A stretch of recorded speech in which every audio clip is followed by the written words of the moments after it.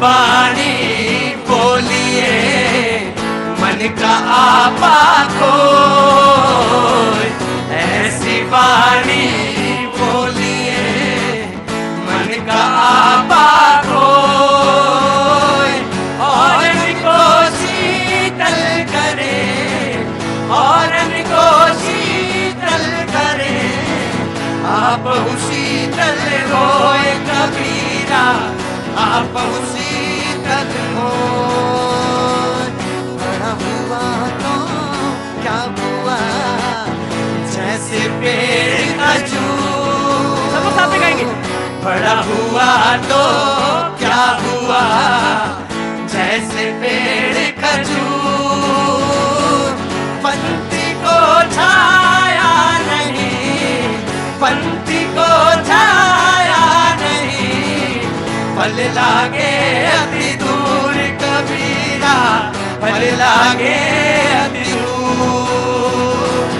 खड़ा कबीरा चौक पर मांगे सबकी खैर, खड़ा कबीरा चौक पर मांगे सबकी खैर, ना काहू से दोस्ती, ना काहू से दोस्ती, ना काहू से बैर कबीरा, ना काहू से बैर। भारत माता की, भारत माता की। बहुत बहुत शुक्रिया Gwalior, thank you so much, जबरदस्त। और आपके बीच में एक बार फिर से मौजूद हूं। ग्वालियर कई बार आना हुआ, लेकिन लाइव में कोई लंबे अरसे के बाद मैं यहां पर मौजूद हूं। बहुत बहुत शुक्रिया, थैंक यू सो मच। मेहमान सारे आ चुके हैं, बहुत बहुत शुक्रिया, thank you so much. Show start करूं उससे पहले एक दो बातें मैं जरूर आपसे कहना चाहूंगा कि जितना आप मुझसे प्यार करते हैं, तौल के देख लीजिएगा, उससे 3 गुना मैं ज्यादा करता हूं आपसे। चाहे तबीयत कैसी भी हो, लेकिन आपके बीच में पहुंचना सौभाग्य से कम नहीं होता। बहुत बहुत शुक्रिया। बहुत सारे लोग बहुत दिनों से इंतजार करते हैं, बहुत बहुत शुक्रिया। अपने मेहमानों का शुक्रगुजार हूं जो यहां पे मौजूद हैं। एक बात जरूर है, कहने दीजिएगा, जो बोल रहा है बोलने दीजिए, पूरी बात कहने दीजिए, उसके बाद दूसरा शख्स जो बोलना चाहे उसको बोलने दीजिए। ये तरीका है। मुझे मालूम है चुनाव है और सबकी जो आंखें हैं वहीं टंगी हुई हैं चुनाव पर। मैं जरूर बात करूंगा, लेकिन मैंने हमेशा एक बात कही, और वो ये कि ये शो जो है चुनावी शो नहीं है। लगभग 10 बरस हुए इस शो को करते हुए, वैसे 17 बरस हो गए। मैंने कहा इस शो को पॉलिटिकल शो नहीं है, इसमें देश दुनिया की तमाम बातें जो मुझे लगता है कि जी राष्ट्र की हित की बातें, वो तमाम सारी बातें जो जरूरी हैं कही जानी चाहिए। हाशिए के लोग, उनको जरूर मौका मिलना चाहिए, और ये शो वही है। आपके शहर की पहचान कैसे बने। बड़ा खूबसूरत ये जगह जहां पे मैं इस वक्त मौजूद हूं, बाड़ा जगह कहते हैं इसको। Thank you so much. Tansen की सम्राट, संगीत के सम्राट तानसेन की ये नगरी, बहुत बहुत शुक्रिया। मोहम्मद गौस साहब को याद करता हूं, वो तमाम सारे लोग पुरोधा जो ग्वालियर से जुड़े हैं, आपकी माटी को नमन करता हूं। और सबसे ज्यादा तो मुझे एक बात याद आती है कि कुछ भी हो जाए, लेकिन चंबल का पानी तो अलग से दिखता है। आदमी कहीं भी हो, मुझे कहा गया कि एक बार हफ्ते भर चंबल का पानी पी ले तो सोता हुआ आदमी भी जग जाता है। चंबल के पानी में वो तासीर है। मैं आपकी तासीर को समझता हूं, उस तासीर को प्रणाम करता हूं, आपको नमन करता हूं, और बातचीत के सिलसिले को जरूर। अरे रुको, इतनी जल्दी आ जाए फोकस में, क्या हुआ? कौन बोल रहा है? मैं जितना बचाऊं कि ये पॉलिटिकल शो नहीं है, लोग मानते ही नहीं, कहते ये तो वही है, बोलना इसमें वही है। जी, कहां से आना हुआ भैया आपका? मैं ग्वालियर से ही हूँ। ग्वालियर से ही हैं। क्या नाम है आपका? मेरा ईशू शर्मा नाम है। ईशू शर्मा, अरे रुकने कोशिश करिए, बैठ जाइए, जल्दी बैठिए। जी, ईशू शर्मा क्या काम करते हैं? मैं प्रशिक्षक पढ़ाई कर रहा हूँ अभी। पढ़ाई कर रहे हैं। कुछ कहना है, कोई बात है, कुछ कहना चाहते हैं? कह दो। अरे चंबल के आदमियों को इसमें सोचोगे? हाँ बोलो भाई। बताओ जब भाजपा कर रही है, देख लो क्या हो रहा है देश के अंदर। एक एक चावल निकालते जाना। और मैं तो लखनऊ का रहने वाला हूं। चावल या बिरयानी पकी वो एक ही चावल से पता चल जाता कि कच्ची है कि पकी है। तो मैं तो बस बातचीत का सिलसिला जोड़ूंगा। कहां से आना हुआ भैया? छतरी मंडी से। अच्छा तो खड़े हो जाओ, बैठने के कसम खाए हो? हाँ फिर क्या नाम? राजकुमार कुशवाहा। राजकुमार कुशवाहा। कुशवाहा साहब क्या काम करते हैं? क्या लेबर मजदूरी करते हैं? मजदूरी करते हैं। और यही इस शो की खूबी है कि मजदूर भी आके फ्रंट कुर्सी पे 1 घंटे से इंतजार करता है। तो मुझे लगता है कि हाँ ठीक है, ये शो उसी का है। कितनी देर से इंतजार कर रहे थे? लगभग 1.5 घंटा हो गया मेरे। भैया जी भी झूठे हैं। बताओ 1.5 घंटे वाली बात को 1 घंटा बता देते हैं। लाइटें लग रही थी, जब से बैठा हुआ इंतजार कर रहा था मैं। हाँ क्या इंतजार कर रहे थे? कि शो चालू कब 6 बजे 7। अच्छा देखना क्या है शो में, तुम्हें ये बताओ। जी देखना है कि काम का देखना है, सब देखना है मेरे को। हाँ काम आपको देखना है। तो हमको देखना है। तो भाई अभी कुछ कोशिश करते हैं, बातचीत का सिलसिला जोड़ते हैं। बाबूजी जो मेहमान है उनसे पहले तारुफ करा दें आपका। हमारे हाँ मुझे मालूम। हाँ मुझे मालूम है शाम हो गई है। ये मेरा कोई बात मुझे मालूम है शाम हो गई है। और शाम का इंतजाम बहुत सारे लोग पहले ही दिन में कर लेते हैं। कोई दिक्कत नहीं। उसको छेड़ो नहीं। उसको छेड़ोगे जितना छेड़ोगे उतना परेशानी। उसको खड़ा रहने दो बस। ठीक पानी वानी का इंतजाम करो इनका। और देखो जैसे भी हो। अजित भदौरिया जी मौजूद हैं हमारे साथ, बहुत बहुत शुक्रिया कांग्रेस से। Thank you so much. Doctor Nitish Sharma ji BJP से पक्ष रखने के लिए, अमित शर्मा जी आम आदमी पार्टी का पक्ष रखने के लिए, आज एक कवि महोदय भी आए हैं। मैं उनको भी लेके आऊंगा बीच में बातचीत के सिलसिले में। जी क्या हुआ? मुझे बताओ क्या हुआ, बात क्या हुई? बोलो क्या नाम है? क्या नाम है? थोड़ा सा आराम से देखो। हाँ आराम से देखो ना। जब दिखाई तो पड़ रहा है शो में। ये बोल रहे बार बार धक्का आ रहा है। वो धक्का ज्यादा नहीं आएगा। बातचीत का सिलसिला शुरू करते हैं। राहुल जी ने आज एक बात कही। मैं शुरू करूं? मैं जो ऐसे नहीं, जोर से बोलो। हाँ तो शुरू करता हूं। राहुल जी ने एक बात कही कि मध्य प्रदेश में कांग्रेस का तूफान आने वाला है। हाँ जी नहीं आएगा। हाँ 140 प्लस सीटें।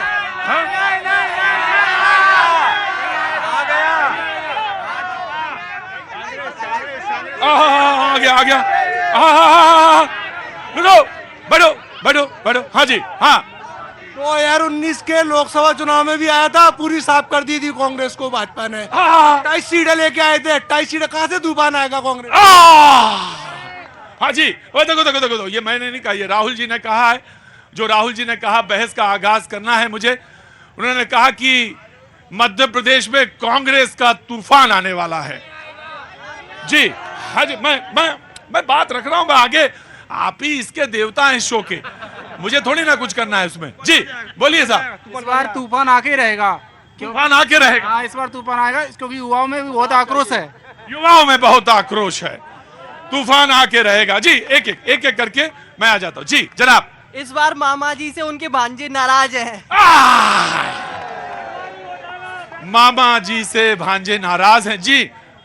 जी मैम नमस्ते। नाम बताइए। पिंकी सिंह ग्वालियर। पिंकी सिंह ग्वालियर। क्या काम करती हैं आप? अभी तो हाउस वाइफ है वैसे। अरे तो सबसे देश का दुनिया का सबसे कीमती काम आप करती हैं। पहले नमस्ते आपको बहुत जी। के लिए वो था, आज एक्साइटमेंट पूरा हो गया हमारा ग्वालियर में आपको देख के। बहुत शुक्रिया। पिंकी जी सवाल आपका क्या कह रही थी? मैं ये कह रही थी लाडली बहना बहुत खुश हैं और मोदी जी योगी जी से तो बीजेपी समझ लो आप ऐसे ही चमक रही है, लेकिन शिवराज सिंह से और भी चमक रही है। शिवराज जी से और भी चमक रही है।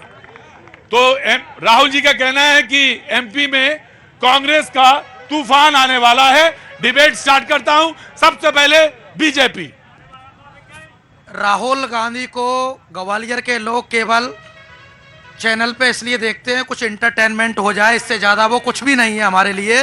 ग्वालियर की जनता जानती है और ये तालियां बता रही हैं कि राहुल गांधी क्या हैं, जो आलू से सोना बनाते हैं और कहीं ट्रक ड्राइवर बन जाते हैं, कहीं मैकेनिक बन जाते हैं, वो नाना कहीं कुली बन जाते हैं। वो राजनीतिक क्षेत्र में है, थोड़ी राजनीतिक समझ को विकसित करें, इतना कहना। मोदी जी भी तो ढोल बजाते हैं, कभी वेशभूषा बदल लेते हैं, बैरू भी बन जाते हैं। ये जनता है, इससे खेल बड़ा जबरदस्त होता है। बाबूजी नमस्ते। मुझे अगर आप ना मिलते तो मैं अधूरा चला जाता यहां से। बताइए। मुझे बताया गया कि चंबल में आए और चंबल का पानी देखें और चंबल में मूछे ना देखें तो सब बेकार है। बिल्कुल सही कह रहे हो साहब आप। ग्वालियर की पहचान और चंबल की पहचान मूछे हैं। तो आपका नाम हो गया साहब? ध्रुव वगेले। ध्रुव वगेले साहब जेब से हाथ निकालते हैं या वैसे ही रखते हैं हमेशा? नहीं मतलब स्टाइल। ठसक में कोई कमी नहीं है ग्वालियर की ठसक में कोई कमी नहीं। वो ऐसा ही अंदाज दिखा। पाजी आ रहा हूं मैं आपके पास। हाँ जी ग्वालियर का पानी बोलता है। ये क्या बोलता है? चंबल का पानी सत्य बोलता है, बिल्कुल एकदम सत्य बोलता है। तो आज सत्य की ही बात होगी। देखिए कहां तक हम भी चलते हैं और हम भी कोशिश करेंगे। मैं आया आपके पास। कांग्रेस का रिप्लाई। तूफान आने वाला है, तूफान रक्षा करेगा उन नारियों की, उन माताओं बहनों की जो एनसीआरबी के आंकड़े मध्य प्रदेश में बताते हैं कि देश में सबसे ज्यादा महिलाओं पे अत्याचार मध्य प्रदेश में है। कांग्रेस की सरकार आएगी, वो तूफान सबका रक्षा करेगी। नारी सम्मान में 1500 रुपए दिए जाएंगे। कमलनाथ जी की सरकार बनते ही 500 रुपए सिलेंडर, 500 रुपए सिलेंडर। पढ़ो पढ़ाओ स्कीम के अंदर 1 से 8वीं क्लास तक 500 रुपए, 9वीं 10वीं में 1000, 11वीं 12वीं में 1500 रुपए, 11वीं 12वीं में 100 रुपए यूनिट फ्री, अगली 100 यूनिट में आधा बिल। और सबसे बड़ी योजना वरदान चिकित्सा शिक्षा योजना, जिसमें 25 लाख रुपए का बीमा इस मध्य प्रदेश के प्रत्येक निवासी को मुफ्त में दिया जाएगा और 10 लाख रुपए का एक्सीडेंटल बीमा, जो कि मध्य प्रदेश के अंदर एक चिकित्सा के क्षेत्र में क्रांति लेके आएगा। वो एक चिकित्सा का तूफान जो आएगा वो मध्य प्रदेश के एक एक निवासी को कमलनाथ की सरकार तो दोनों ने अपने अपने जवाब दे दिया। दूसरा सवाल मैं रखूंगा जरूर। अब मैं आ गया, आप ही के लिए तो आया हूं। पहले एक बार हमको कह लेने दो। बाबूजी क्या नाम है आपका? हाँ, Rakesh Soni. Rakesh ji I love you. जो जिस मोहब्बत से आप कहते ना एक बार बस, एक बार बस आ जाओ, तो लगता है कि बस प्राण निकाल के आपको दे दे। अरे सेठ जी कहाँ, रुको अभी 2 मिनट पहले राकेश जी से। सर जी तूफान आता है। अरे नहीं, तूफान दोनों ने एक साथ बैठ के आए हो कि अलग अलग आए हो? पहले ये बताओ, दोनों लोग एक साथ बैठ के आए हो कि अलग अलग आए हो? रुको, मेरी मुझे पता चल जाता एक साथ बैठ के आए हैं अलग अलग आए हैं। दोनों एक साथ बैठ के आए हैं। आम आदमी पार्टी को एक मौका, उनको भी पहले प्रीफेस में वो अपनी बात बोल ले, उसके बाद मैं जरूर आपके पास आता हूं। डिबेट ओपन है, सारे लोगों के लिए ओपन है, ठीक है? कोई ऐसा नहीं, सारे लोगों के लिए ओपन है। पहले आम आदमी पार्टी का आपका मत। सर, आज़ादी के 75 साल तक, 75 साल के बाद भाजपा कांग्रेस मध्य प्रदेश में 2 ही दलों को मौका दिया है।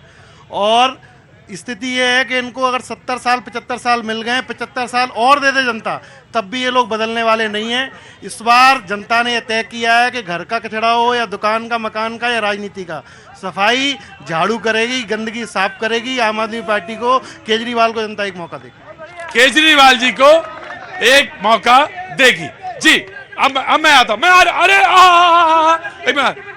18 साल में बूढ़ा कर दिया मध्य प्रदेश भाजपा ने, और भाजपा को इस बार उखाड़ के फेंकना है। जन जन की यही जी। 18 साल हो गए जी। मैं बूढ़ा और जवान तो नहीं जानता।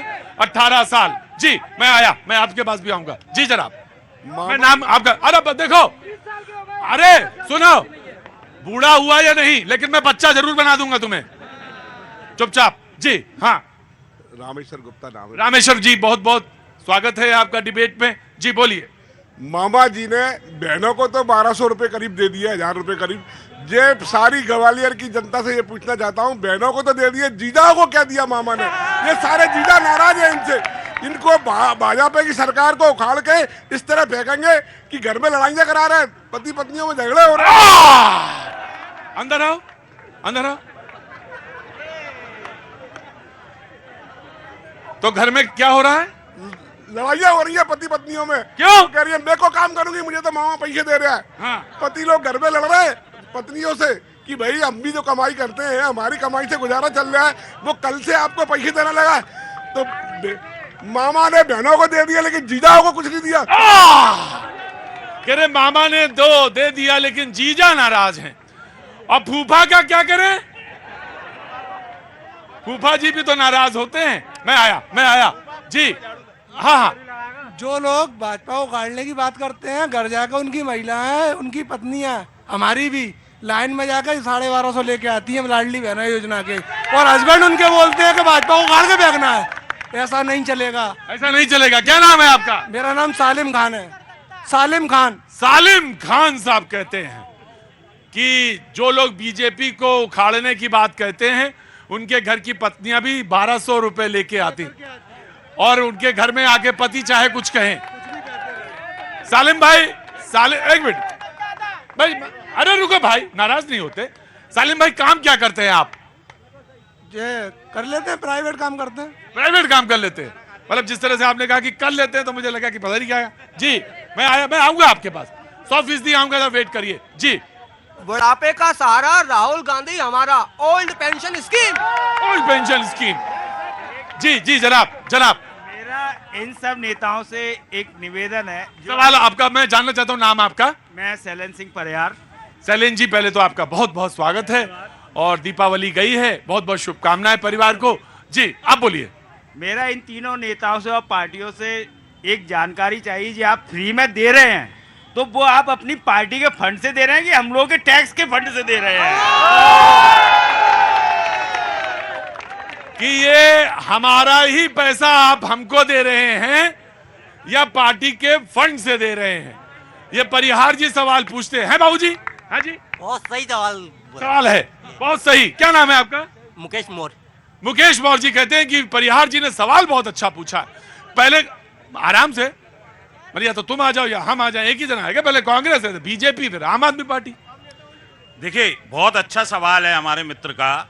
संसाधन सरकार के कम करके, अपनी भोग विलासता पे कम करके, जनता को जो उपलब्ध कराई जाए, जनता की सिक्योर, सरकार एक संरक्षक की तरह रहती है, जो जिस तरीके से परिवार का मुखिया होता है, अपने सब परिवार के सदस्यों का ख्याल रखता है, उस तरीके से। ऐसा नहीं कि मोदी जी कहते अपने को फकीर हैं, पर 16,000 करोड़ के 2 विमानों में घूमते हैं, 10 लाख का सूट पहनते हैं, 1.5 लाख का पेन लगाते हैं, 8.5 लाख का चश्मा लगाते हैं। तो भैया वो सरकारी पैसा अपने ऊपर खर्च कर रहे हैं भोग विलास में, वो जनता को देने में क्या आपत्ति है?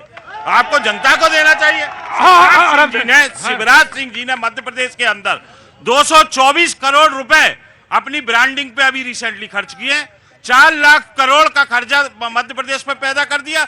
आज जब हम और आप बात कर रहे हैं, चर्चा कर रहे हैं, इस मध्य प्रदेश में किसी भी जगह कहीं पर कोई बच्चा पैदा होता है, वो 50,000 रुपए का कर्जदार पैदा होता है। कैसे कर्जदार पैदा हो गया? बीजेपी कहती है कि ब्रांडिंग पे बहुत पैसा खर्च करती है बीजेपी। कांग्रेस कहती, हाँ जी, राजीव गांधी खत्म हुआ था, तूफान आया। अरे रुको जी, जनाब क्या नाम है साहब? मेरा नाम है अजीत सिंह राजावत। हाँ जी। 16,000 करोड़ के विमान में मोदी जी नहीं घूम रहे, वो भारत के प्रधानमंत्री घूम रहे हैं, और इतने देश का प्रधानमंत्री ऑटो टेम्पू में नहीं चलेगा। देश का प्रधानमंत्री क्या ऑटो पे चलेगा? ना, बिल्कुल नहीं चलेगा। वो देश को रिप्रेजेंट करने जा रहे हैं, और हमारे पूरे देश का मान सम्मान बढ़ाया है उन्होंने पूरी दुनिया में। आज अगर यूक्रेन से हमारे स्टूडेंट वापस आ रहे हैं, सुरक्षित आ रहे हैं, तो वो मोदी जी की विदेश नीति की वजह से आ रहे हैं। हम मोदी जी के साथ हैं। हम मोदी जी, जी जी जी, रोज नए 4 कपड़े बदलते हैं। बेटी बचाओ को बेटी पटाओ बोल। देखिए, मैंने आपसे कहा कि ग्वालियर में हूं, और यहाँ पे जो आदमी बोलता है बड़े सुर में और ताल में और लय में बोलता है। पत्रकार भी मौजूद है यहाँ पे, सबका बहुत बहुत सम्मान करता हूं मैं। ग्वालियर के जितने हैं, इनके लिए प्लीज पत्रकारों के लिए ताली बजाइए। एक बात ध्यान रखिएगा, जो भी आप बात बोलेंगे वो उसकी एक गरिमा जरूर होनी चाहिए। गरिमा के साथ बीजेपी विल रिप्लाई। ये जो मोदी जी के ऊपर आरोप लगा रहे हैं, भारतवर्ष में कांग्रेस की जब सरकार थी तो इनके पूर्व प्रधानमंत्री कहते थे कि 1 रुपए दिल्ली से चलता है और 15 पैसे आम आदमी तक पहुंचते हैं और 85 पैसे भ्रष्टाचार में चले जाते हैं।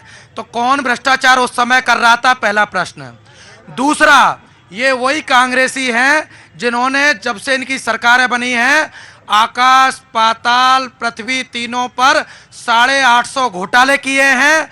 और पिछली मनमोहन जी की सरकार में 2G घोटाला, 3G घोटाला, कॉमनवेल्थ घोटाला, घोटाले पर घोटाला, उसके ऊपर घोटाला। ये ऐसी भ्रष्ट कांग्रेस की सरकार को यहाँ की जनता ने उखाड़ा है। आज देश के यशस्वी प्रधानमंत्री माननीय नरेंद्र मोदी जी के नेतृत्व में आज देश आगे बढ़ रहा है। विश्व के अंदर भारत की अगर धाक है तो उसमें प्रधानमंत्री नरेंद्र मोदी जी की भूमिका। जवाब आया कि मोदी जी की साख है। जी जनाब। शिवराज सिंह की साख कहाँ है जो करोड़ों के घोटाले मध्य प्रदेश में चल रहा है। मैं RTI activist Gopal Krishna RTI activist है। स्वागत करता हूं पहले तो मैं आपका, बहुत बहुत स्वागत है। Thank you sir. 1000 करोड़ का एक्साइज का घोटाला मैंने खोला है। वर्तमान में ग्वालियर कमिश्नर और एक्साइज कमिश्नर मध्य प्रदेश 500 करोड़ का जबलपुर में आदिवासियों की जमीन बेच खा गया, उसका घोटाला, जिसमें FIR 55/2023 है। हाईकोर्ट जबलपुर ने 25,000 की कॉस्ट लगाई एक्साइज कमिश्नर के ऊपर। उसके बारे में क्या बोलोगे? व्यापम घोटाले में 55 आदमी मारे गए। आत्महत्या करने ग्वालियर से झांसी जाएगा कोई आदमी, उसको आत्महत्या करने को यही करेगा ना। इनके तत्कालीन विधायक भिंड से संजीव सिंह कुशवाहा अपने कॉलेज में पटवारियों का फर्जीवाड़ा करवाया, उसका क्या जवाब? सवालों के सवाल है जनता पूछना चाहती। जी एक पीछे से नवयुवक बहुत देर से खड़ा हुआ है, क्या नाम है बेटा? हाँ जी, युवराज सिंह यादव। युवराज सिंह यादव। युवराज जी कहाँ क्या काम करते हैं? रुको, क्या काम करते हैं? स्टूडेंट है। क्या पढ़ाई कर रहे हैं? MBA की। बहुत बहुत स्वागत है बेटा। भैया जी कहीं में क्या बोलना चाहते हैं? भ्रष्टाचार का आरोप जो ये लोग लगा रहे हैं, मैं आम आदमी पार्टी से पूछना चाहूंगा। इन्होंने एक मौका मांगा था, दिल्ली में 1 बार 2 बार मौका मिला, पर इनके नेता मंत्री तो सारे पकड़े जा रहे हैं। भ्रष्टाचार की बात सिर्फ कर ही नहीं सकते। और रही बात इनकी भाजपा वालों की, व्यापम घोटाला और पटवारी घोटाला तो MP में ही हुआ है। किस पे क्या आरोप लगा रहे हैं? बिल्कुल ये सवाल का जवाब देंगे। अरे भाई बार बार जब मैं इधर आता हूँ तो आप हाथ उठा लेते, मैं आऊंगा आपके पास। जी सर, मैं ये बोलना चाह रहा हूँ कि आज क्या नाम है आपका? मेरा नाम बबलू सवेरे। बबलू सवेरे। बबलू सवेरे। बबलू सवेरे। 3 बार पूछ लेते जिससे कि नाम रजिस्टर्ड हो जाए। आगे आ जाओ थोड़ा। जी चाचा आ जाओ, आगे आ जाओ। हाँ जी, कहाँ से आना हुआ? ग्वालियर से। ग्वालियर से। क्या काम करते हैं? मैं मजदूरी करता हूँ। मजदूरी करते हैं। पहले तो आपका बहुत बहुत स्वागत है हमारे शो में। चाय पानी तो किसी ने पूछा नहीं होगा शो में? पूछा किसी ने? नहीं, मैं सर एक ही बात बोलना चाहता हूँ बस। मजदूर आदमी का दिमाग सिर्फ एक ही जगह होता है, सवाल पे। बोला बस एक ही सवाल बोलना चाहता हूँ, बाकी कुछ नहीं। चाय पानी तो मैं खुद ही अपने मेहनत से पी लूंगा। जी अगर आज मोदी जी नहीं होते, ये जनता यहाँ पे नहीं होती, जनता ही खत्म हो जाती पूरी। धन्ना जैसे मोदी। अंदर आओ, अंदर आओ, अंदर आओ, अंदर। अरे आ जाओ। मैं कसा सुना मेरी बात। शिवहरे जी अंदर आ जाओ, नहीं तो शो खत्म आज। अंदर आओ। हाय गजब आदमी है, मजदूर है। मैं आरोबाजी आ रहा हूं, आराम से। अरे आओ भाई। मजदूरी करते हैं क्या? मजदूरी में क्या काम करते हैं? बेलदारी करता हूं सर। बेलदारी का काम करते हैं। जब आ रहे देखो, मैं ये शो ऐसे ही सवालों के लिए करता हूं। ऐसे सवालों से मतलब ये है कि कोई मजदूर, ऐसा नहीं कि मजदूर से ही सवाल पूछा जाता है। कोई प्रोफेसर भी है, इकोनॉमिस्ट है, फिलोसोफर है, कवि है। कवि जी आज आए हैं? कहाँ गए कवि? अरे आए हैं। अरे अंदर आइए। अमित जी का स्वागत करिए। आइए अंदर आइए। अमित जी कुछ है आपके पास मसाला? देश में इतना मसाला तो मेरे पास तो होगा ही साहब। क्या है सुनाइए। महंगाई के मौसम में हाल मत पूछिए। महंगाई के मौसम में हाल मत पूछिए। मजदूर भैया जाना ना कहीं। शिवहरे जी बिल्कुल यहीं रहना, मेरी आंख के सामने, बिल्कुल आंखों में आंखें डाले रहना, वरना शो खत्म तुरंत। जी, महंगाई के मौसम में हाल मत पूछिए, हाँ दिखाए लोगों ने कमाल मत पूछिए, और घने बाल करने का तेल लाए थे हम, उड़ा दिए सर के बाल मत पूछिए। सही सलामत है, रहने दीजिए। तो मोदी जी का क्या बता रहे थे? मैं सर मोदी जी के लिए क्या बताऊं, धन्य ऐसे प्रधानमंत्री के लिए जो 50 साल में कांग्रेस ने सरकार चलाई। ऐसा प्रधानमंत्री अभी तक ना तो हुआ और ना होगा कभी। ऐसी स्थिति में कोरोना में लोगों को नाज मिला, फ्री नाज मिला, आज भी नाज फ्री मिल रहा है। हम जैसे गरीबी लोगों को और भी जनता के लिए आज भी नाज फ्री मिल रहा है। सारी व्यवस्था फ्री हो रही है। क्या मोदी जी क्या अपनी मूड बदल के तू ले जाएगा? वो देश के लिए कर रहा है जो भी कर रहा है कि मेरा देश उन्नति पे बढ़े, आगे बढ़े। आज जाइए पाकिस्तान में, जाइए, एक सदस्य वहां पे खड़ा था, ऐसे धन्य ऐसे मोदी जी के वहां से वापस है अपने ग्वालियर के लिए। देखो भाई, ये नहीं, हाँ, इनसे पूछो पाकिस्तान कब गए थे? क्या? इनसे पूछो पाकिस्तान कब गए थे? अरे पाकिस्तान, अरे ठीक है, अरे रुको भाई, आराम से, आपको कोई सवाल का जवाब नहीं देना है, कांग्रेस वाले बोलेंगे अब। जी, देखिए, मोदी को अपनी आक्रमणता पे, अप्रशासनिक क्षमता पे कितना विश्वास है। इस देश का प्रधानमंत्री आज घोषणा, जाएंगे नहीं आप गए नहीं, शो खत्म। हाँ, इस देश का प्रधानमंत्री आज घोषणा कर रहा है कि अगले 5 साल तक 80 करोड़ लोगों को मैं मुफ्त राशन देता रहूंगा। मतलब उसको अपनी प्रशासनिक क्षमताओं पे, अक्षमता कहना चाहिए, अक्षमताओं पे इतना भरोसा है कि वो कुछ नहीं करेगा। 80 करोड़ से 81 करोड़ होंगे, पर 75 करोड़ नहीं कर पाएगा वो। ये देश में चल रहा है। और हमारे जो शिवहरे जी बोले अभी, 70 साल में मेरे दोस्त पेट्रोल 70 रुपए पहुंचा, गैस सिलेंडर 400 रुपए पहुंचा, 40 रुपए का डीजल पहुंचा, और आज 9 साल, 9.5 साल में 125 रुपए पेट्रोल पार, 100 रुपए डीजल पार, 1200 रुपए का सिलेंडर। ये स्थिति कर दी। Right, Congress will respond. जी, मोदी सरकार में जितने विकास कार्य हुए हैं, आज हम देखते हैं मध्य प्रदेश में 5 मेडिकल कॉलेज हुआ करते थे, आज 24 मेडिकल कॉलेज हैं, और गरीब और प्रतिभावान जो छात्र हैं उन छात्रों की फीस मध्य प्रदेश में शिवराज सरकार भरती है। यदि 75% से ऊपर आता है उस बच्चे का मेडिकल इंजीनियरिंग में एडमिशन होता है, वो कहीं भी पढ़े, मध्य प्रदेश की शिवराज सरकार, भारतीय जनता पार्टी की सरकार फीस भरती है। रही बात मध्य प्रदेश में प्रति व्यक्ति आय 14,000 हुआ करती थी, आज प्रदेश में प्रति व्यक्ति आय बढ़कर 1,40,000। मोदी जी कहते हैं कि 2014 में जब मेरी सरकार, कांग्रेस के प्रवक्ता की तरफ सवाल आपके लिए, क्योंकि पहला सवाल मैंने बीजेपी से किया था, अब बात मोदी जी पे आ गई है। शिवहरे जी जो मजदूर हैं, बेलदारी का काम करते हैं, उन्होंने कहा कि अगर मोदी जी ना होते तो हम लोग यहाँ ना होते। आज नहीं होते, मेरी हाँ, बात सुनो। हाँ, आज कई सालों बीत गई, धन्य मोदी जी के और योगी जी के, राम मंदिर बनवाया उन्होंने। आऊंगा, राम मंदिर पर भी आऊंगा। मोदी जी देखो शिवहरे जी, मोदी जी कहते हैं कि जब 2014 में मेरी सरकार बनी, भदौरिया जी, तब तो मुझे सिर्फ 10 गालियां मिलती थी, लेकिन अब आप लोग 50 गालियां गिन गिन के देते हैं। लेकिन मैं इन सारी गालियों को इसलिए झेलता हूं क्योंकि हम तमाम देशवासियों के सपनों को पूरा कर सकें। जी बाबूजी, अगर आपको पहले बोलना है भदौरिया जी से, पक्का बोलना है, भदौरिया जी से पूछ लेते हैं, हम कांग्रेस प्रवक्ता हैं। पहले आप क्या नाम है आपका? रामाज्ञा बघेल, रामू पान वाला है। हाथ दिखाओ। हाँ, पान वाले जी, बोलिए। इस मार्केट की क्या हालत थी, जरा इनसे पूछना कांग्रेसियों से। वाचनालय की क्या हालत थी, पूछियो कांग्रेसियों से। प्रेस की क्या हालत थी, पूछना कांग्रेसियों से। जरा इनसे, इनको दिखाओ, आईना दिखाओ, आईना। मैं सिर्फ इनको आईना दिखाना। ग्वालियर में रामू पान वाला आते हैं, कहते हैं कि आईना लाए हो। अरे रामू जी, तो 2 आईने तो लेके हम भी चलते, लेकिन चुनाव के समय में जो सबसे अच्छा आईना दिखाता है वो होती है जनता। Congress will respond and then. देखिए, मैं अपने मित्र को बता देना चाहूंगा, रामू जी को। नहीं, मोदी जी ने जो कहा उसका सवाल वो था। मोदी जी ने सपने सिर्फ अंबानी अडानी के पूरे किए हैं, ये पूरे देश को मालूम है। आय कितनी बढ़ गई, 2013 से पहले अडानी कहाँ स्टेबल करते थे, कहाँ पे थे, आज विश्व के दूसरे नंबर के व्यापारी बन गए, पैसे वाले बन गए। कहाँ से इतना पैसा आ रहा है अडानी के पास, छत्तीसगढ़ आ गया।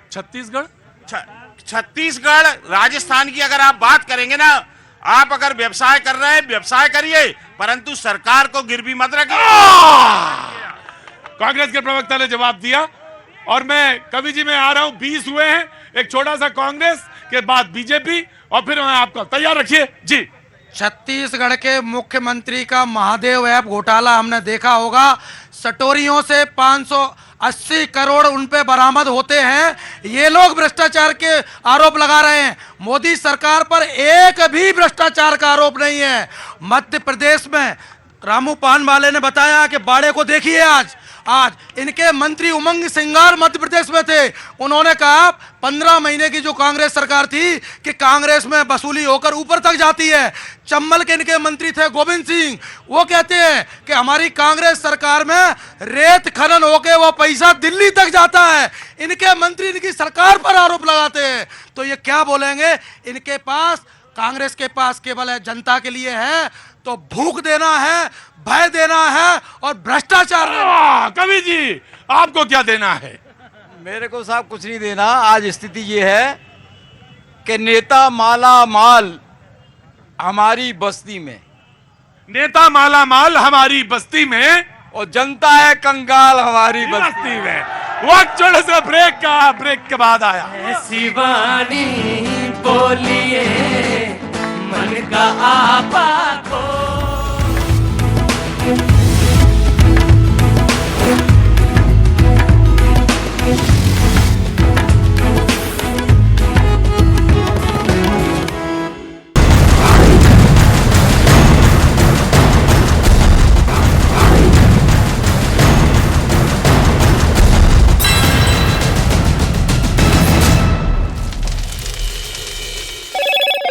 हेलो मोटो। मोटोरोला भारत का सबसे अच्छा 5G स्मार्टफोन ब्रांड। लेकिन सबसे पहले देखिए हमास का वॉर कैलेंडर, जो यहाँ कमांड सेंटर की दीवार पर चस्पा था और जिसमें तारीख की शुरुआत होती है 7 अक्टूबर से। वही दिन जब हमास ने इजराइल पर हमला बोला था और ऊपर लिखा है अल अक्सा फ्लड की लड़ाई।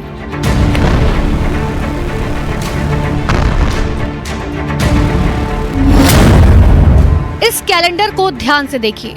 7 अक्टूबर से 30 नवंबर तक का ये कैलेंडर यहाँ हमास के कमांड सेंटर में मिला। 7 अक्टूबर से 3 नवंबर तक इस कैलेंडर में तारीखों को काटा गया, क्रॉस का निशान बनाया गया। उसके बाद की तारीखों पर कोई निशान नहीं है। तारीख के साथ कैलेंडर में दिन भी लिखा गया। कहने का मतलब हमास को पता था कि अल अक्सा फ्लड की लड़ाई करीब 2 महीने तक चल सकती है। इस कैलेंडर से ये भी पता चलता है कि 3 नवंबर के बाद यहाँ से आतंकियों ने अपना ठिकाना बदल लिया। इसकी कई वजहें हो सकती हैं। अस्पताल में बिजली की सप्लाई बंद कर दी गई थी, आईडीएफ ने यहाँ इंटरनेट की सेवाएं ठप कर दी थी और इजराइल का ग्राउंड ऑपरेशन शुरू हो चुका था और इजराइल की सेना तेजी से गाजा शहर में दाखिल हो रही थी। लिहाजा हमास के इस कमांड सेंटर पर तैनात आतंकियों को डर था कि वो कभी भी इजराइल के निशाने पर आ सकते हैं। लिहाजा उन्होंने अपने कमांड सेंटर को बदल लिया।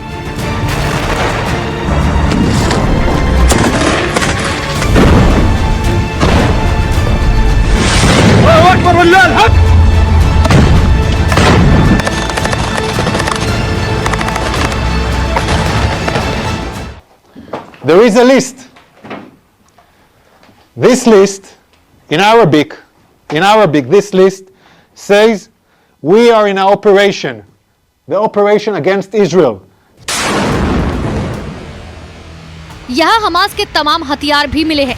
हथियारों का ये जखीरा छोड़कर जिस तरह से हमास के आतंकी यहाँ से किसी और जगह चले गए, वो बताता है कि हमास आतंकी यहाँ से आनन फानन में फरार हुए और हथियारों को यहीं छोड़ गए।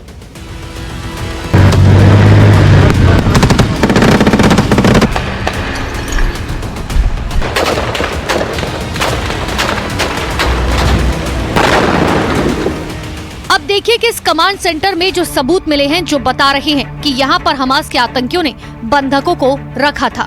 अल रतीसी अस्पताल के नीचे अंडरग्राउंड टनल में कुर्सी मिली जिस पर बंधक को बांधा गया था। इसके नीचे ही एक तार भी मिला जिससे बंधक के पैरों को बांधा गया होगा।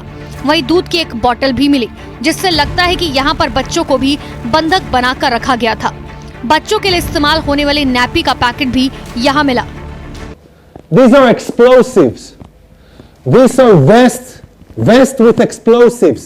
Yeah, it's a body vest for terrorists to explode on forces. Among hospitals, among patients, we have hand grenades, Kalashnikovs, and then we have the RPGs.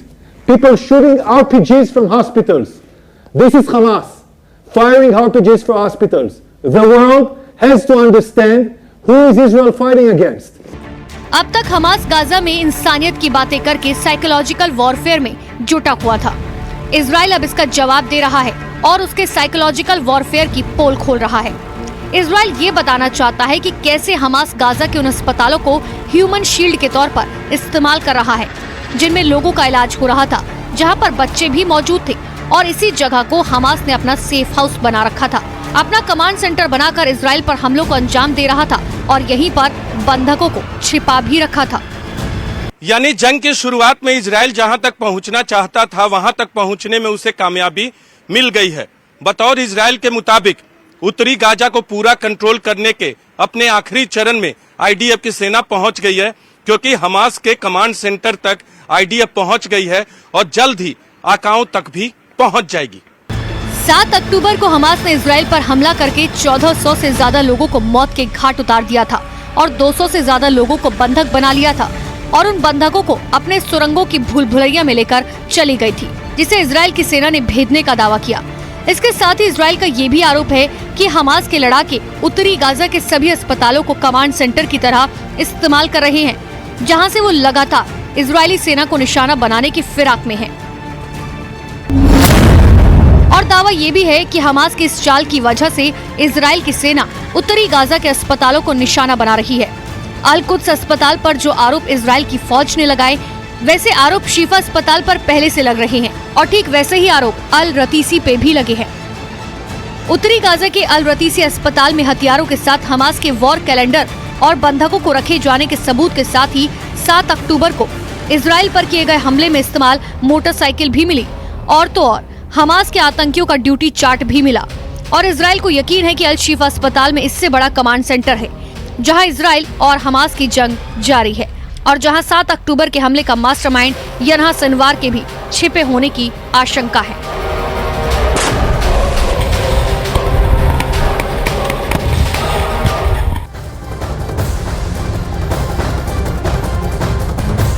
Hamas से जंग के बीच हिजबुल्लाह के हमलों की वजह से लेबनान से जुड़े उत्तरी इजराइल की सीमा पर भी तनाव बढ़ने लगा है। इस बीच न्यूज़ 18 इंडिया की टीम उस इजराइल और लेबनान बॉर्डर के पास बने बंकरों तक पहुंच गई। अगर हिजबुल्लाह के हमले की वजह से लेबनान बॉर्डर पर जंग शुरू होती है तो इजराइल की सेना इन्हीं बंकरों का इस्तेमाल करेगी। तो इजराइल लेबनान बॉर्डर पे इसी तरह के बंकर बनाए गए हैं। ये बंकर बिल्कुल बॉर्डर का बंकर है। हिजबुल्लाह के हमले से बचने के लिए आपको दिखाते हैं बंकर के नीचे चल चल के, क्योंकि खड़ा होने की मनाही है। इन बंकरों का इस्तेमाल आर्टिलरी के लिए किया जाता है, आईडीएफ के जवान करते हैं और इस वक्त हम लोग जहां मौजूद हैं वो हिजबुल्लाह के बिल्कुल निशाने पे हैं। न सिर्फ उनके रेंज में है, मिसाइल के रेंज में है, रॉकेट के रेंज में है और जिस शहर के नजदीक है हम लोग जहां बॉर्डर एरिया में है, उस शहर पे एक के बाद एक कई मिसाइल के हमले पिछले कुछ दिनों में हुए हैं। देखिए, एक पुराना इंस्टॉलेशन है इसी तरह का। अभी क्योंकि यहाँ आर्मी दूसरे लोकेशन पे तैनात है, यहीं बगल में, वो हम आपको दिखा नहीं सकते, लेकिन इसी तरह से तैयारी की गई है। इसी तरह के बंकर यहाँ बने हुए हैं ताकि सेना के जवानों के काम आएंगे। ये देखिए, यहाँ छुप सकते हैं, यहाँ से फायरिंग कर सकते हैं, उसकी व्यवस्था की गई है। हर तरह से बचने के लिए बंकर बनाए गए हैं। हम आपको न्यूज़ 18 इंडिया पे बिना खड़े हुए, बहुत सेंसिटिव इलाका है, मनाही की गई है, हम आपको तस्वीरें दिखा रहे हैं। हम और हमारे कैमरा पर्सन बिल्कुल मना किया गया है कि यहाँ खड़ा न हो, क्योंकि आपको बता दें, यहाँ से लोकेशन दिखाते हैं दूसरी तरफ का, दूसरी तरफ का लोकेशन दिखाने की कोशिश करते, क्यों मना किया गया है हमें।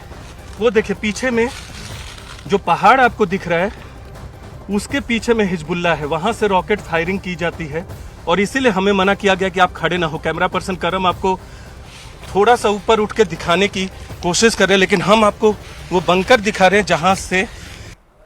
तो मध्य प्रदेश में प्रधानमंत्री नरेंद्र मोदी की रैली है और देखिए इंदौर की ये सीधी तस्वीरें इस वक्त आपके सामने है, जहां पर समर्थकों का, कार्यकर्ताओं का ये हुजूम आप देख सकते हैं। रोड शो में किस तरह से लोगों की भारी भीड़ प्रधानमंत्री नरेंद्र मोदी का इंतजार कर रही थी और उनके यहां पर पहुंचते ही चारों तरफ मोदीमय पूरा ये नजारा सामने आया है। मध्य प्रदेश विधानसभा चुनाव और उससे पहले प्रधानमंत्री नरेंद्र मोदी का ये पूरा काफिला देखिए किस तरह से ये लंबा रोड शो, और इस रोड शो की तैयारियां पहले से ही हो चुकी थी। हालांकि मध्य प्रदेश में कल चुनाव प्रचार जो है वो खत्म होगा, उससे पहले बीजेपी के तमाम स्टार प्रचारकों की वो लंबी फहरिस्त भी हमने चुनावी मैदान में देखी और सबसे अमूल्य चेहरा जो बीजेपी के लिए हमेशा से रहा है, फिर चाहे वो लोकसभा चुनाव हो या फिर खासतौर से विधानसभा चुनाव हो, प्रधानमंत्री नरेंद्र मोदी जिन पर फूलों की बारिश इस वक्त हो रही है। मध्य प्रदेश में इस वक्त बीजेपी की सरकार है। बीजेपी जानती है कि बहुत सी चुनौतियां भी हैं, बहुत से ऐसे पड़ाव भी हैं जहां पर उम्मीद वो यही कर रही है और जीत का दावा भी लगातार करती आई है। फिलहाल अभिनंदन करते हुए, अभिनंदन स्वीकारते हुए प्रधानमंत्री नरेंद्र मोदी जैसा कि हर बार वो नजर आते हैं, मुस्कुराते हुए अपने समर्थकों का, कार्यकर्ताओं का, स्थानीय निवासियों का अभिनंदन और अभिवादन करते, स्वीकारते हुए। और जानकारी आप तक पहुंचा दें कि मध्य प्रदेश विधानसभा चुनाव को लेकर लगातार स्टार प्रचारकों की रैलियों का, उनके संबोधनों का, भाषण का ये दौर जारी है। लेकिन जब भी प्रधानमंत्री नरेंद्र मोदी का रोड शो होता है, उनकी रैली होती है, जनसभा होती है, तो जनता के अंदर का उत्साह देखते ही बनता है। और वही उत्साह इस वक्त मध्य प्रदेश के इंदौर से यहाँ पर सामने आ रहा है, जहाँ पर मध्य प्रदेश में चुनाव प्रचार कल खत्म हो जाएगा और उससे पहले बीजेपी ने कमर कस ली थी। बीजेपी जानती है कि एक एक सीट पर किस तरह से जीत हासिल करनी है, बड़े अंतर के साथ हासिल करनी है। ऐसे में जनता का पूर्ण विश्वास बीजेपी चाहती है और इसी विश्वास के साथ प्रधानमंत्री नरेंद्र मोदी का ये पूरा काफिला इस वक्त आपके सामने मौजूद भी है। मध्य प्रदेश जो कि एक सबसे खास राज्य बीजेपी के लिए रहा भी है, लंबे वक्त तक बीजेपी ने शासन भी किया, हालांकि उलटफेर जरूर नजर आया, लेकिन उसके बाद फिर से बीजेपी सत्ता में आई। और फिलहाल जो तस्वीर आप देख रहे हैं, बड़ा गणपति से ये पूरी जो तस्वीर है वो यहाँ से शुरू हुई है, जबकि इसका जो समापन होगा वो विधानसभा क्षेत्र क्रमांक 3 के राजवाड़ा में होगा, क्योंकि क्रमांक के हिसाब से ही ये पूरा इलाका यहाँ पर रहता है। और आप देखिए जो ये तस्वीर इस वक्त आपको दिखाई दे रही है, ये उत्साह है। ये दरअसल सिर्फ भीड़ नहीं है, ये प्रधानमंत्री नरेंद्र मोदी के आने का वो उत्साह है जो दिखाई दे रहा है।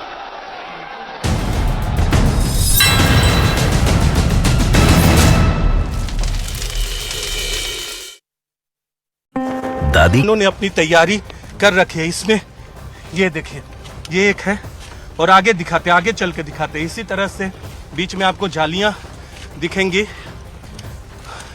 बहुत सेंसिटिव इलाका बताया गया है और पहले से ये तैयार था, लेकिन अब यहाँ बगल में दूसरी तैयारी भी की गई है। ये देखिए किस तरह से ये बंकर कहाँ जाता है, हम आपको ले चलते हैं इस बंकर में। न्यूज़ 18 इंडिया आपको एक्सक्लूसिव तस्वीरें दिखा रहा है आर्मी के बंकर से। ये देखिए करम सिंह भी आ रहे हैं, अंदर आपको दिखाएंगे। यहाँ देखिए, यहाँ आर्मी का बंकर है, आईडीएफ का बंकर है और किस तरह की तैयारी की गई है। इधर देखिए, जबकि अभी फुल फ्लेजेड वॉर नहीं है, लेकिन इन्हीं बंकरों में छुपकर हिजबुल्लाह के आतंकियों से लोहा लेंगे आईडीएफ के जवान, अगर इन्फिल्ट्रेट कोई करता है आतंकी हिजबुल्लाह की तरफ से।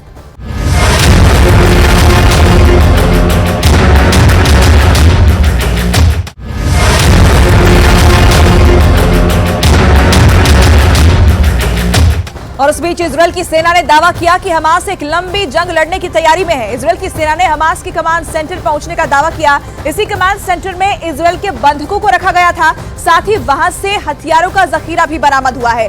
जंग की शुरुआत से ही इजरायल ये आरोप लगा रहा है कि हमास के लड़ाके अस्पतालों और स्कूलों को अपना ठिकाना बनाकर बैठे हैं। क्योंकि उन्हें इस बात पर भरोसा है कि इजरायल की सेना पर अंतर्राष्ट्रीय दबाव है और इस दबाव की वजह से वो अस्पतालों और स्कूलों पर हमले नहीं करेगी। लेकिन बेंजामिन नेतन्याहू ये ऐलान कर चुके हैं कि वो हमास के लड़ाकों के सफाए तक ये जंग खत्म नहीं करेंगे और जैसे जैसे उनकी सेना उत्तरी गाजा के अलग अलग शहरों में घुसती जा रही है, ये युद्ध और भी ज्यादा भीषण होता जा रहा है।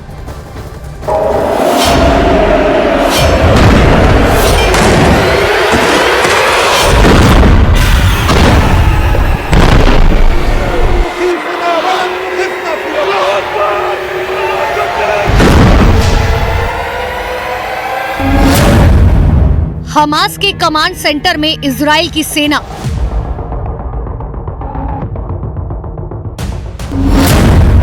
कमांड सेंटर में मिला हमास का वॉर कैलेंडर। इजराइल के खिलाफ फेल हुआ हमास का प्लान।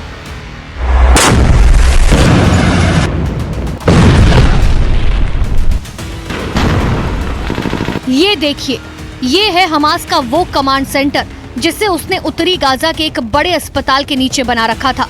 यहाँ जब इजराइल की सेना पहुंची तो उन्हें तमाम सबूत मिले, एक के बाद एक ऐसे सबूत सामने आए जिससे पता चलता है कि ये न सिर्फ हमास का कमांड सेंटर था बल्कि यहाँ हथियारों का गोदाम भी था और यहाँ इजराइल से कब्जे में लिए गए बंधकों को भी रखा गया था।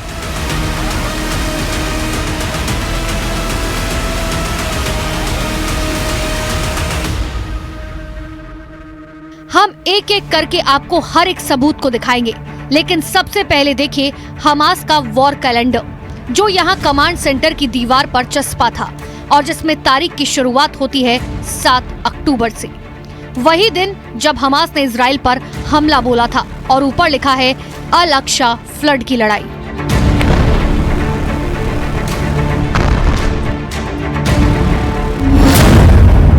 इस कैलेंडर को ध्यान से देखिए। 7 अक्टूबर से 30 नवंबर तक का ये कैलेंडर यहाँ हमास के कमांड सेंटर में मिला। 7 अक्टूबर से 3 नवंबर तक इस कैलेंडर में तारीखों को काटा गया, क्रॉस का निशान बनाया गया। उसके बाद की तारीखों पर कोई निशान नहीं है। तारीख के साथ कैलेंडर में दिन भी लिखा गया। कहने का मतलब हमास को पता था कि अल अक्सा फ्लड की लड़ाई करीब 2 महीने तक चल सकती है। इस कैलेंडर से ये भी पता चलता है कि 3 नवंबर के बाद यहाँ से आतंकियों ने अपना ठिकाना बदल लिया। इसकी कई वजहें हो सकती हैं। अस्पताल में बिजली की सप्लाई बंद कर दी गई थी, आईडीएफ ने यहाँ इंटरनेट की सेवाएं ठप कर दी थी और इजराइल का ग्राउंड ऑपरेशन शुरू हो चुका था और इजराइल की सेना तेजी से गाजा शहर में दाखिल हो रही थी। लिहाजा हमास के इस कमांड सेंटर पर तैनात आतंकियों को डर था कि वो कभी भी इजराइल के निशाने पर आ सकते हैं। लिहाजा उन्होंने अपने कमांड सेंटर को बदल लिया।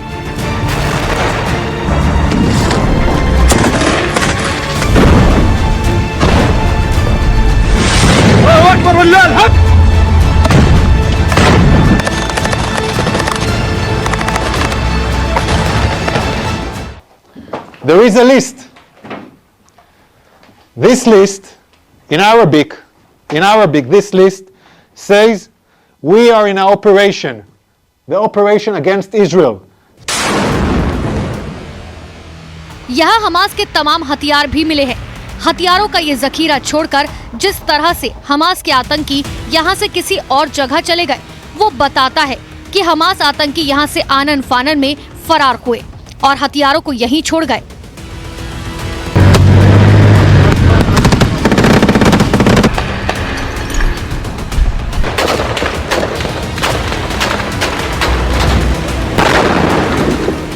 अब देखिए कि इस कमांड सेंटर में जो सबूत मिले हैं जो बता रहे हैं कि यहाँ पर हमास के आतंकियों ने बंधकों को रखा था। अल रतीसी अस्पताल के नीचे अंडरग्राउंड टनल में कुर्सी मिली जिस पर बंधक को बांधा।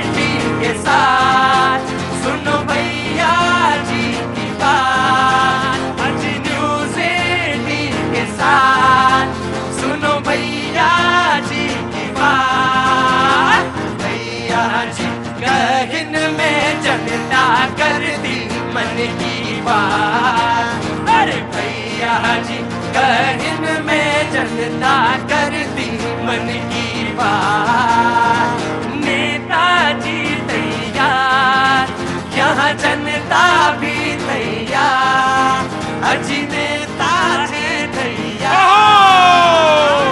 भारत माता की। बहुत बहुत शुक्रिया, बहुत बहुत शुक्रिया, थैंक यू सो मच।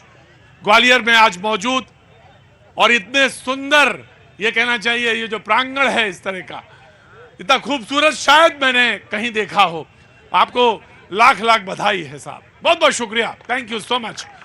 और उससे भी ज्यादा जो सबसे अच्छी चीज है, मैं तमाम जगह घूमता हूं लेकिन इतनी खूबसूरत और इतनी बढ़िया जनता भी कहीं नहीं देखी मैंने। बहुत अच्छा, ज्यादा नजर ना लगे, मुझे मालूम है ये ग्वालियर है और ग्वालियर वो चंबल का इलाका है, ये भी मुझे मालूम है, नजर ना लगे बस। बहुत बहुत शुक्रिया, वरना बड़े बड़े धुरंधर यहां पानी मांग गए, लेकिन पता नहीं क्या है आपकी मोहब्बत और आपका खुलूस कि लेकिन बार बार मैं यहां आ जाता हूं। किसी ने मेरी आंखों का चश्मा साफ कर दिया। ये जो ग्वालियर है ये तमाम लोगों के चश्मे साफ कर देता है। मैंने पूछा हुजूर क्या नाम है आपका, क्या नाम है आपका? ओम प्रकाश कामरा। ओम प्रकाश? ओम प्रकाश कामरा। ओम प्रकाश जी का कहना है ये चश्मा बार बार ऐसे आ जाता है, वो होता क्या है, बार बार हाथ लगता है वो ढीला हो जाता है, तो इन्होंने इसको ठीक कर दिया और बोले ये चश्मा जो है अब आपको साफ भी कर देता हूं कि आपको साफ साफ नजर आएगा। और अगर चश्मे से साफ साफ नजर आने लगे तो फिर कवियों का भी वही काम है, फिर साफ साफ बताना। बहुत बहुत शुक्रिया। एक नौजवान मेरे पास आया, कहने लगा कि आप मुसलमानों के लिए कुछ बोलिए। मुसलमानों के लिए नहीं बोलते आप।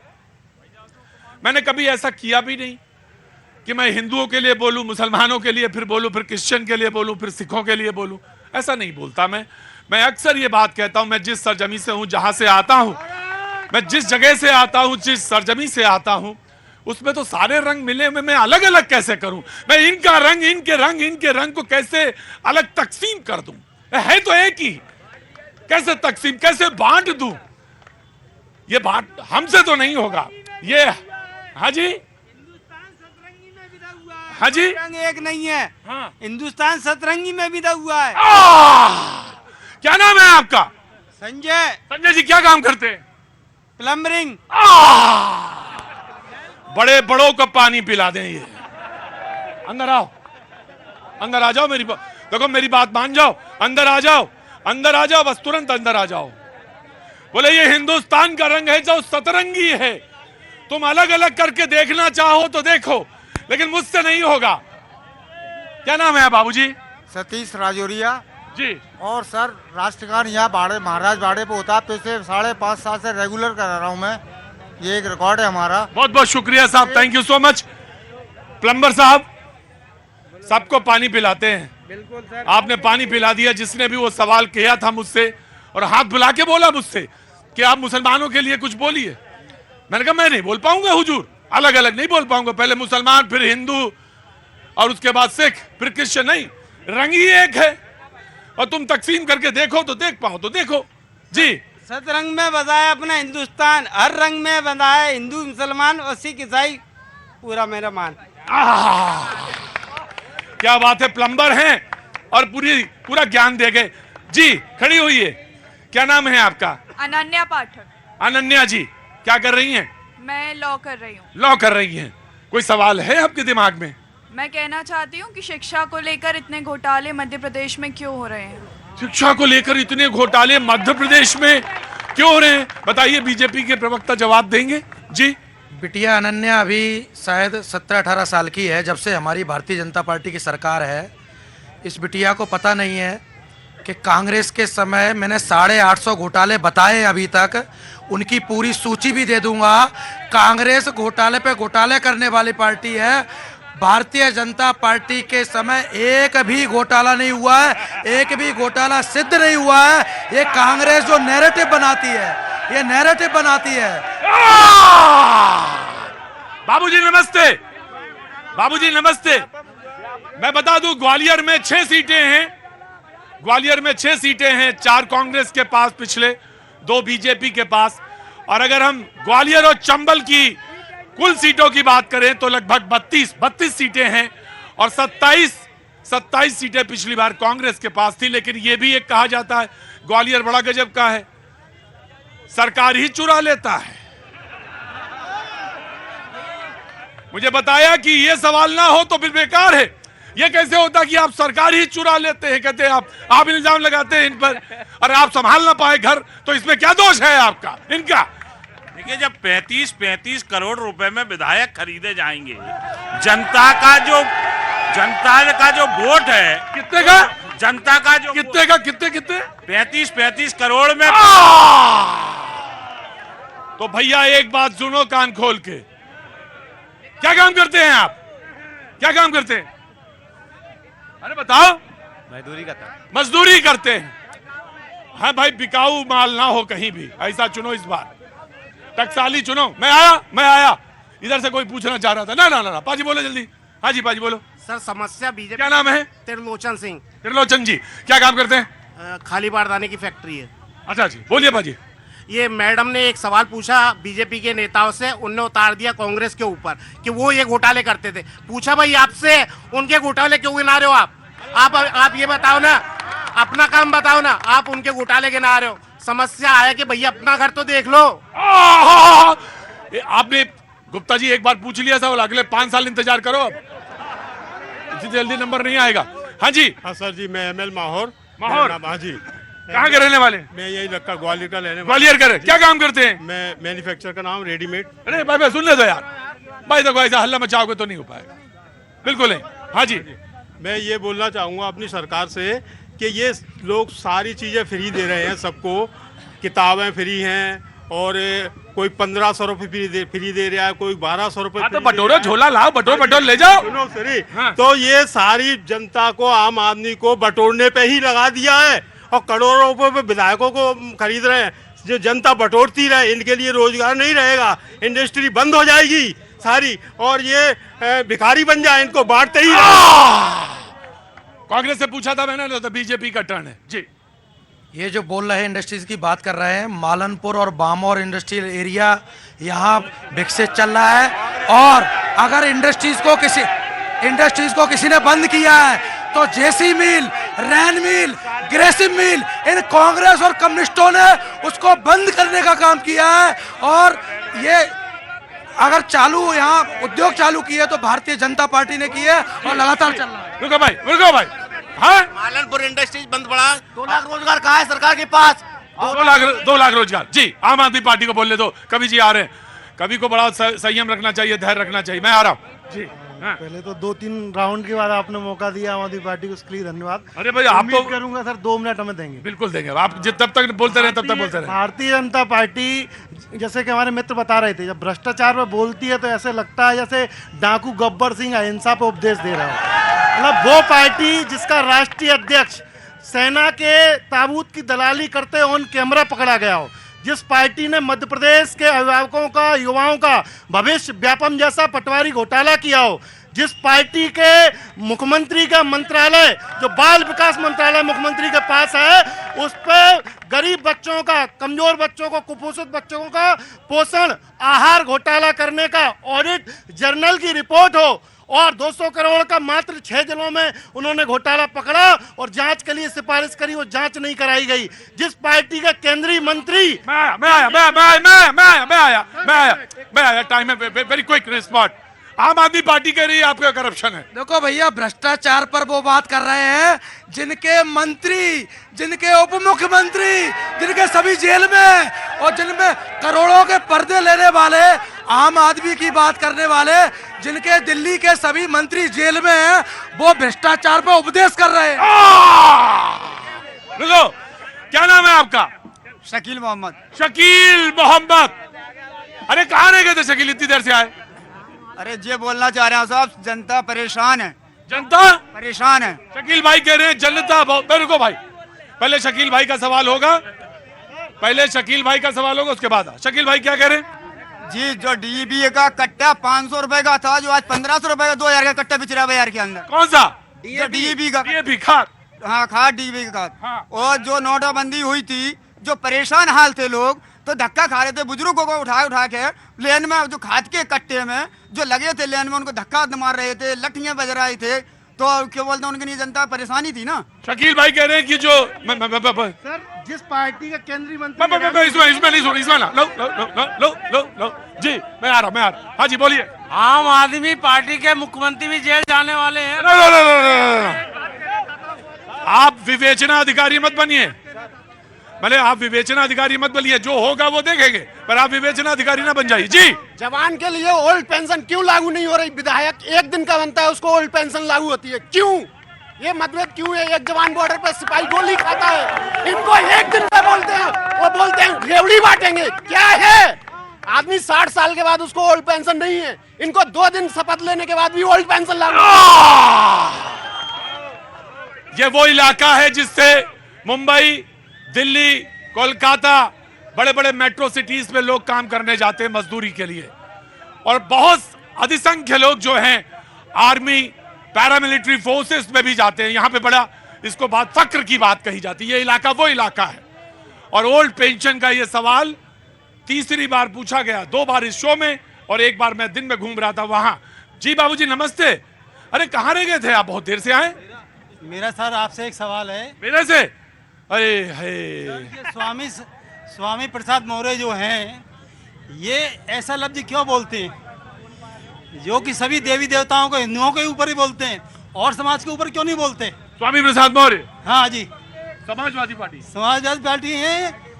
और ये ऐसा क्यों बोलते हैं? जो और भी नेता हैं उनके, ये बिहार के मंत्री हैं। मैं एक बात कहता हूं कि सवाल आपने पूछा, अब मैं जवाब दूं इसका जरूरी तो नहीं लगता, लेकिन मैं एक बात कहता हूं, किसी को किसी की आस्था पे ठेस पहुंचाने का अधिकार नहीं है। किसी को ठेस पहुंचाने का अधिकार बाबूजी किसी को नहीं है। कोई किसी के आस्था को ठेस पहुंचाए वो बिल्कुल गलत है। जी बोलिए, क्या नाम? 2 क्वेश्चन करूंगा। रवि राखे, एक आम आदमी के सवाल, आम आदमी पार्टी के नेता से कह रहा है कि वो भ्रष्टाचार के बारे में ग्वालियर के मंत्री को बता रहे हैं। पहले अरविंद केजरीवाल का तो बताए कि अरविंद केजरीवाल का जन्म ईमानदारी की कोख से हुआ था। सबसे बड़ा भ्रष्ट है अरविंद केजरीवाल। दूसरा सवाल मैं कांग्रेस के पूछ रहा हूं कि 25 वकील क्यों लगाए सुप्रीम कोर्ट के अंदर राम को के जन्म के प्रमाण पत्र के लिए? क्या राम मंदिर आ ही गया, मुद्दा आ ही गया, मैं आया। जी,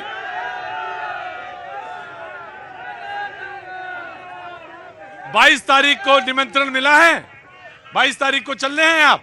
देखिए, मैं जहां तक अपनी व्यक्तिगत बात करूं, जब शिला पूजन हुआ था, सुनिए मेरी बात, मैं सुन रहा हूं। जब शिला पूजन हुआ था, दान मैंने भी दिया। व्हाट्सएप यूनिवर्सिटी के ज्ञान से प्रभावित है हमारे मित्र। कांग्रेस पार्टी ने राम मंदिर का ताला खुलवाया। पूरे विश्व को मालूम, पूरे हिंदुस्तान को मालूम, ये जो व्हाट्सएप यूनिवर्सिटी का ज्ञान आप लोगों के सम्मुख प्रस्तुत किया जाता है ना, यही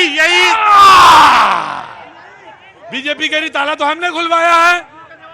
प्रतीक जी, ये कांग्रेस के वही लोग हैं जो राम सेतु को तुड़वाने का षड्यंत्र रच रहे थे, जो अमरनाथ साइन बोर्ड की यात्रा रुकवाना चाह रहे थे, जो राम के अस्तित्व को नकार रहे थे 500 वर्ष तक। हाँ भैया, आप जिस विधानसभा में खड़े हैं, यहाँ का विधायक बिका नहीं है, नहीं तो यहाँ के विधायक 60-60 करोड़ रुपए में बिके हुए हैं। कितने? 60-60 करोड़ में कितने वो जीरो होते हैं? कितने? अरे बता दो। अरे वही बता दूंगा।